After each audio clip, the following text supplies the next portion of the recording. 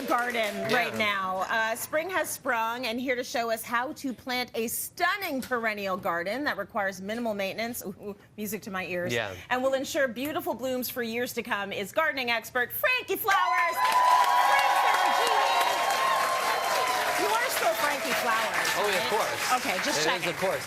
Because Frank Ferragine, when I call you that, it feels like so professional and like serious. It does. Frankie Flowers. That's usually the police officer that pulls me over that says and looks at my license. Yes. And usually that's when it's Francis Anthony Ferragine. Whoa. That's the real. That's when I'm like, whoa, I'm in trouble. You're in trouble. Exactly, yeah. This is a gorgeous, like, we all want this. We want an easy, low-maintenance garden. So we want to talk about what sets sun perennials apart from shade perennials and what we need to be looking for. Yeah, the key is always the right plant for the right place, right? So first off, if somebody ever tells you I'm going to create a no-maintenance garden for you, they are lying. They're a liar. Gardening is like plants. They're living things. They need some work that's out there. Yeah. So first off, what is a perennial? A perennial is something that comes back year after year. Behind me here with the mural that we have, some people will say, well, that comes back year after year, which is morning glory. Yep. They're an annual, but they reseed themselves. Oh, cool. The reason why they're called morning glory, of course, they're daylight sensitive. They only bloom when they see the sun, often in the morning. Oh, so at night they'll close. So that's the reason why they call it a morning glory. That is so nice. Beautiful. This whole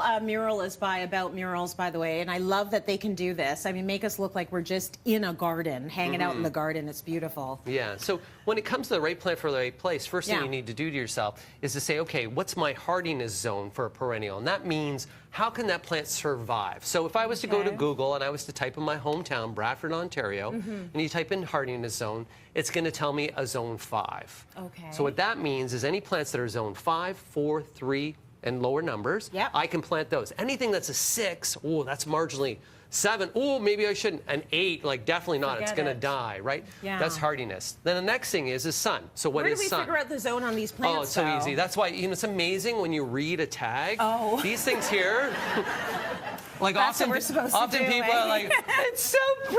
I'm just gonna, I love it. This one here matches my shirt. I'm gonna take it in. So great. It matches my door. No, so on the tag, it'll often tell you all the different information that's there, and with that tag, of course, it'll show you everything from all the way through to it's got everything there. Light requirements, the water requirements, your hardiness zone, of course. So sun, what is sun? That's afternoon sun. Usually west or south-facing locations are sunny spaces unless you have a tree. If all of a sudden you have a tree. So 6 or more hours of direct light, that's full sun. So the key is to pick those plants that really work in that area. So what are some of them? Well, this guy right here, just a beautiful plant that's overall, and this here is a type of stonecrop.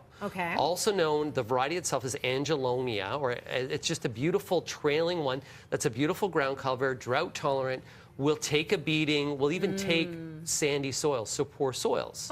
So matching to your soil is really important as well. That's good. I like the color of that. That chartreuse is beautiful. Oh, I really do love it. Even in a container, this is really good. It'll trail over a container. The key is when we plant in a container, they'll actually freeze more solid. So I always recommend in a container, remove it from the container, plant it in the ground. You'll have greater success for it to overwinter. Got it. Next up, another easy plant are all the different varieties of sedum. And these guys here are just popping out right now because we're more so towards early spring. We have a picture of these guys in bloom. Late summer blooming, they attract the bees later on, which is really good for the pollinators. And these guys here are also drought tolerant, and they give you a wonderful flower all the way through until the fall and into the fall as well. And a lot of us are looking for those blooms that are going to stay good all the way into the fall. Some of them drop off halfway through summer, and then we got to go to your nursery and buy more plants. You like that, don't you? Well, yeah, if you kill plants, it's a good thing. You like that. And also with these guys here, I've actually been to different areas where there's been a fire. And the house is burnt down, and these guys are still growing after. That's my kind of plants. That's my kind of plant. They're kind of crazy. This is another great ground cover that blooms blue, and this is catnip. Oh, it's catnip. Is it actual catnip? This is a perennial catnip variety called Walker's Low. This one here blooms blue, and actually blue is a really great color to attract hummingbirds and many different butterflies that are out there. The key is after this finishes its bloom period, cut it to the ground, it'll rebloom. Okay. Okay, so super That's easy good to for you. That's out know. there.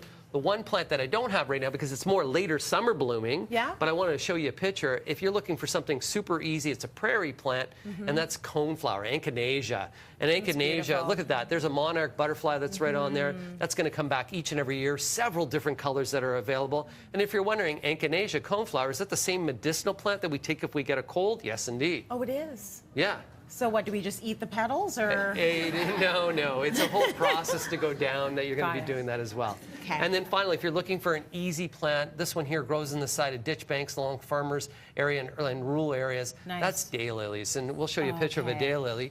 The daylily itself, why does it have the name daylily? Well, it means the flowers only last a day. So it blooms, and those flowers drop, and then there's always flowers in behind. And they're also edible flowers if you want to do that. So these ones you can eat. You can eat too.